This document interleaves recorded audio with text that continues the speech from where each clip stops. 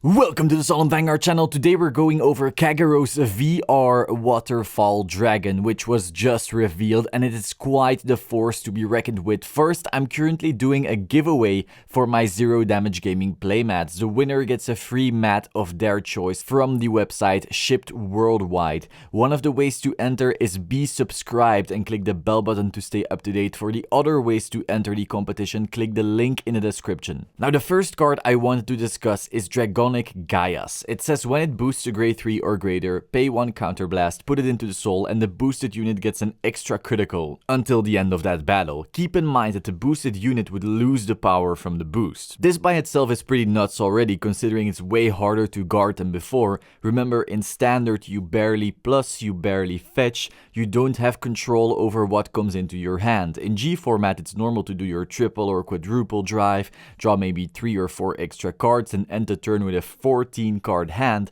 That is not the case in standard, and so pressure effects like these are more threatening because you won't always have a perfect guard. That is until you consider this boy. Dragonic Waterfall. When placed on Vanguard, choose one of your opponent's grade 2 or greater rears and retire it. And on Vanguard, when it attacks, Soul Blast 1 grade 3. Until end of battle it gets plus 10,000 power, an extra critical, and your opponent cannot call sentinels from hand. That is really good. As I just said before, in standard hand sizes are way smaller. Guarding 23k base attacks, potentially with force triggers, maybe 33k or 43k, is not something you do with triggers in your hand. You simply don't draw that many, and now you suddenly can't perfect guard it either, and it gets a crit.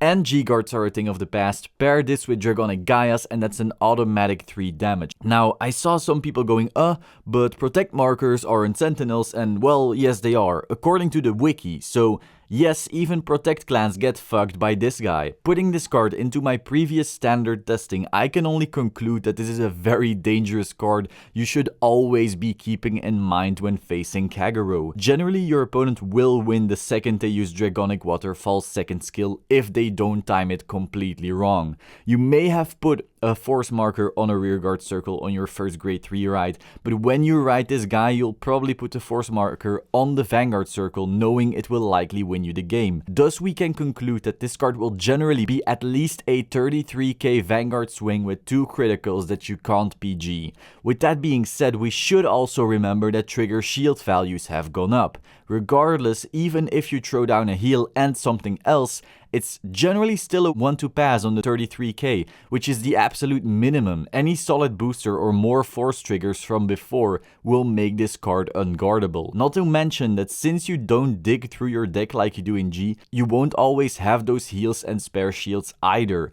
Add to that Kagero retires so much you'll be spending lots of resources on rebuilding field in the mid game, and you better know Dragonic Waterfall is a very scary card. That's all for today. Hope you found this interesting. If you did, please subscribe to the Solemn Vanguard channel and click the bell button to stay up to date. Don't forget to enter the competition for a free Zero Damage Gaming playmat. Link will be in the description. I will see you soon. Ciao.